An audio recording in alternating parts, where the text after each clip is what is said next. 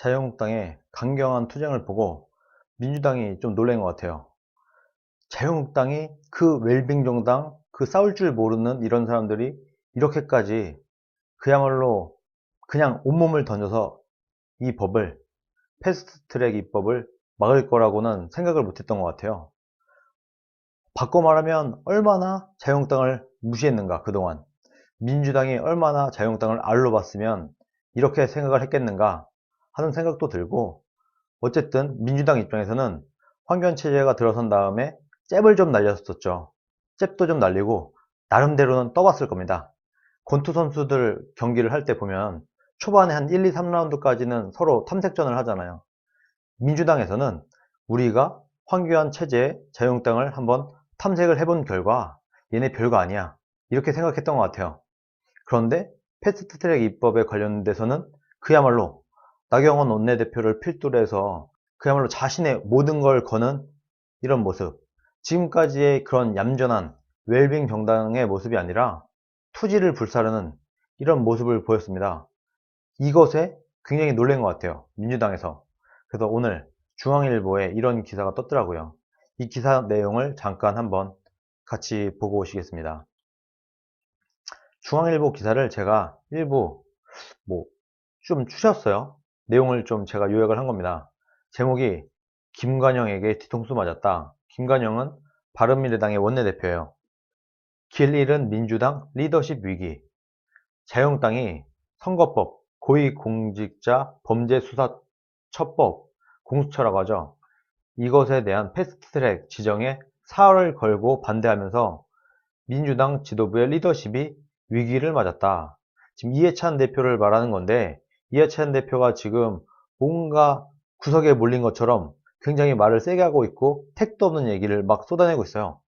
이게 사실 지금 자유한국당이 굉장히 강력한 투쟁을 보이다 보니까 이해찬 당대표가 좀 당황하는 이런 모습을 보이는 것 같습니다, 제가 볼 때.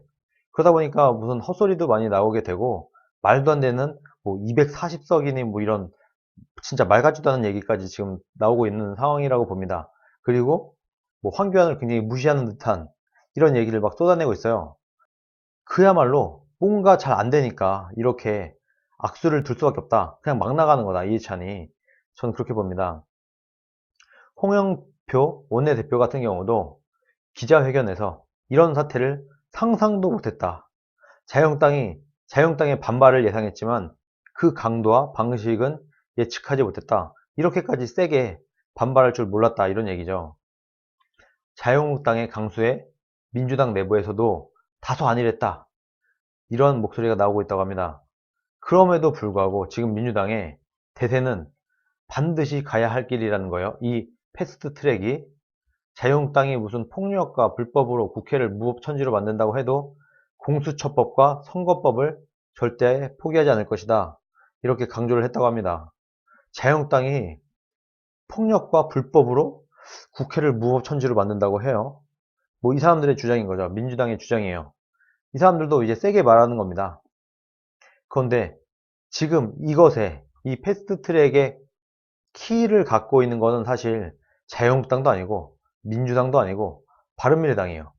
바른미래당이 어떻게 하느냐에 따라서 패스트트랙이 될 수도 있고 안 될 수도 있어요.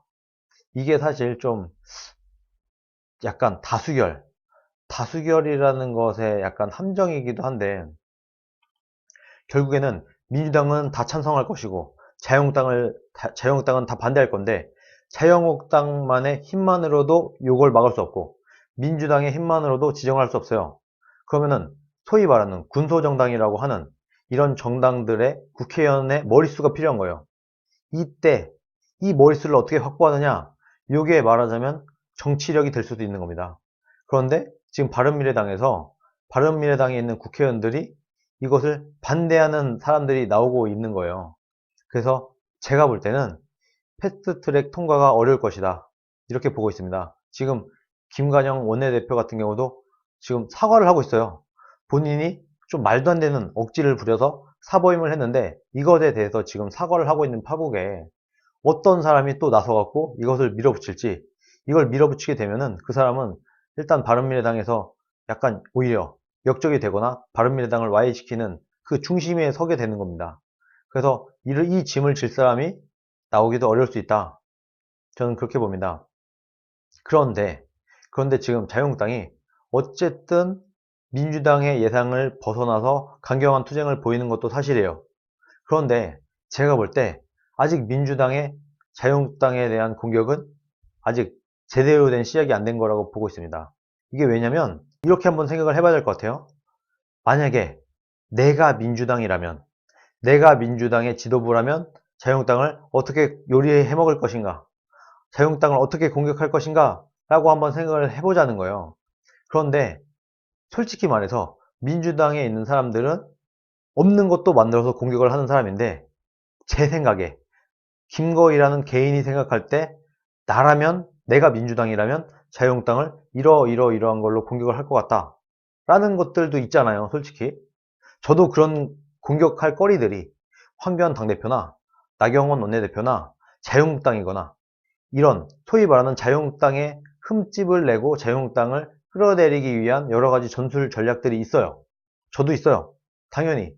그런데 제가 생각하고 있는 정도의 수준도 아직 쓰고 있지 않습니다. 민주당이. 무슨 말인지 아시겠죠? 그냥 제가 그냥 얼핏 생각해 봤을 때, 아, 자유한국당에 이런 할 거리가 있고 황교안 당대표에 이런 공격할 거리가 있는데 그것들도 아직 꺼내놓지 않고 있어요. 민주당이. 이걸 모를까요? 민주당이? 알 겁니다. 당연히 알 거예요. 그런데 이 공격을 왜 안 하고 있느냐? 아직은 이 칼을 빼낼 때가 아닌 거라고 생각을 하고 있을 거라고 저는 확신을 합니다. 그럼 이 칼을 언제 뽑을 거냐? 다시 한번 생각해 보세요. 만약에 내가 민주당 당 지도부라고 하면 언제 아주 강력한 공격을 자유한국당이 할 것인가? 지금 할까요? 지금 몇 월이야? 이제 막 5월, 4월 말이니까 5월이 됐다 치고 지금 공격을 했을 때 가장 효율적일까요? 아니죠. 그럼 언제예요? 총선을 앞두고 해야 될 겁니다. 바로 내년에 있을 총선에 가장 큰 영향력을 줄 수 있을 타이밍. 그러면 올해 말이 되겠죠. 올해 말. 2019년 말. 이때쯤, 뭐 10월, 11월 이때쯤 자유한국당의 강력한 공격들을 쏟아부을 거다. 저는 당연히 그렇게 될 거라고 봅니다. 그리고 지금 황교안 당대표나 나경원 원내대표나 자유한국당에 있는 당 지도부들이 머리를 싸매고 고민을 하면 분명히 다 알 거예요. 다는 아니라고 하더라도 우리 같았어도 우리가 민주당이었다고 치더라도 이런 공격을 할 건데 얘네들이 안 하고 있네 라고 하는 거, 이것에 대해서는 지금부터 미리 다 대비를 해놓고 민주당이 이렇게 공격하면 우리가 이렇게 반격을 하고 민주당이 이런 주장을 하면 우리는 이렇게 반격을 하고 이런 것들을 지금부터 미리 하나하나 차곡차곡 대비를 해놔야 된다 라고 저는 생각을 합니다. 할 거예요. 거의 무조건 하게 돼 있습니다. 그리고 여기에 플러스 우리가 생각지도 못했던, 우리가 상상하지도 못했던 공격도 내놓을 거예요. 그것이 거짓말일 수도 있어요. 총선 직전에 특히 내년 초, 올해 말 이때쯤에 그야말로 말도 안 되는 것들을 거짓말 프레임을 만들어서 자유한국당과 특히 황교안 당대표를 공격할 가능성이 매우 높다. 안 할 리가 없다. 이렇게 봐야 된다는 겁니다. 분명히 할 거예요. 하고도 남을 사람들입니다. 민주당 사람들은. 지금까지 광우병을 보세요. 뭐 효순이 미선이 사건, 그 이전에, 그리고 뭐 사드 궤변, 말도 안 되는 사드에 대한 논란, 그리고 최순실 국정농단 거짓 프레임, 뭐 말도 못하지 않습니까? 지금 김학의 사건, 이런 거, 이런 식으로 온갖 것들 깔 게 없으면 거짓말이라도 소설이라도 만들어내서 공격을 하는 게 지금까지 민주당의 행태 아니었습니까? 이회창, 예전에 이회창 대선 후보야말로 가장 큰 피해자 중에 또 한 사람이었죠. 이런 거요. 이렇게 할 겁니다. 분명히. 그러므로 안 할 수가 없다. 안 할 리가 없다. 그리고 아직 민주당의 공격은 시작도 안 됐다. 제대로 된 공격은 아직 시작도 안 한 거라고 봐야 된다. 그러므로 지금 자유한국당 당지도부는 황교안, 나경원 이런 분들은 그야말로 지금부터 이것에 대한 리스트업을 해놓고 어떻게 반격을 할 것인가에 대한 매뉴얼을 미리 만들어 놓고 대응을 할 태세를 미리 갖춰놔야 된다.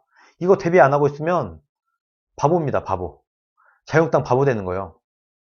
지금 어쨌든 민주당도 이렇게 얌전하고 젠틀하고 아름다운 척하는 이런 자유한국당, 이런 웰빙 기회주의 정당이 얼마나 싸우겠어 하고 얕봤겠죠. 그런데 이번에 강경한 투쟁을 하고, 장애투쟁도 나름대로는 뭐 부족한 점이 많다고, 이거는 제가 어제 방송을 통해서 말씀을 드렸지만, 어쨌든 나름대로 열심히 하는 모습을 보고, 어라 이것 봐라, 자유한국당도 이렇게 싸우네, 이놈들도 구석에 우리가 몰아내니까 이렇게 강경한 투쟁을 하네 하고 약간 놀랬을 거예요.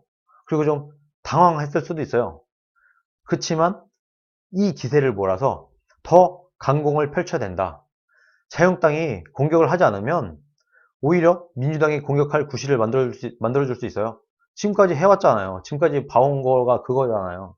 그래서 앞으로도 분명히 그렇게 될 것이다. 그리고 민주당이 총선 전에 써먹을 카드들이 무진장 많다.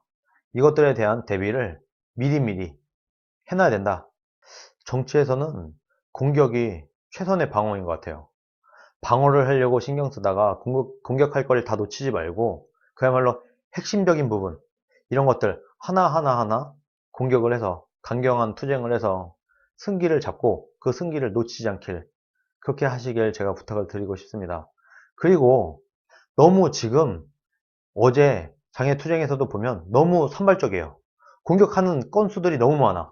이렇게 되면은 뭐 하나도 제대로 된 공격을 할 수 없다는 얘기이기도 합니다. 그래서 제가 볼 때는 가지수를 좀 줄였으면 좋겠어요. 물론 압니다. 물론 지금 문재인 정부가 비판할 게 너무 많죠. 예를 들어서 문재인 정부를 비판할 게 20가지가 있다고 해서 20개의 무기를 다 들고 나올 필요가 없는 겁니다.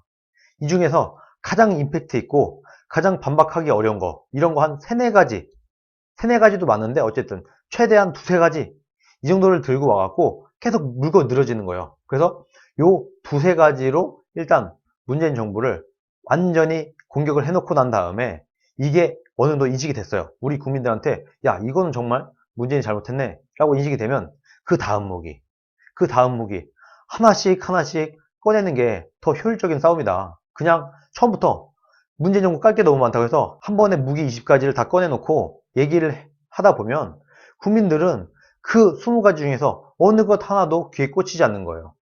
이렇게 해서는 안 된다. 임팩트 있게. 민주당 어떻게 했어요? 그냥 세월호 하나로 그냥 불고 늘어지는 거예요.